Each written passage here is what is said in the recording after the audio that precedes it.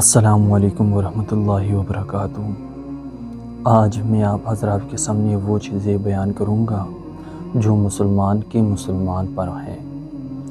سامعین محترم، مسلمان پر 5 حق ہیں۔ کتنے حق ہیں؟ 5 حق ہیں۔ نمبر 1، سلام کا جواب دینا، یعنی اگر ایک مسلمان آپ کو کہہ دے السلام علیکم ورحمۃ اللہ وبرکاتہ تو آپ کو جواب میں وعلیکم السلام کہنا چاہیے اور سلام کا جواب دینا واجب ہے۔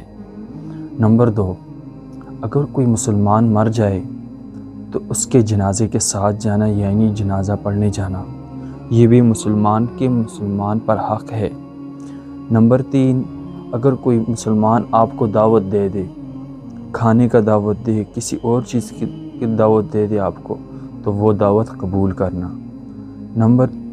اور اس کے بعد یہ ہے، اگر کوئی مریض ہے تو اس کا عیادت کرنا، اس کا مزاج معلوم کرنا کہ اس کی طبیعت کس طرح ہے۔ سامعین محترم، نبی کریم صلی اللہ علیہ وآلہ وسلم نے فرمایا، اگر کوئی مریض ہے تو مسلمان بھائی کو چاہیے کہ جا کر اس کی عیادت کریں اور اس کا دیکھ بھال کریں اور کہے کہ ماشاءاللہ آپ کی صحت بہت اچھی ہے پہلے سے، تو خوش ہو جائے گا۔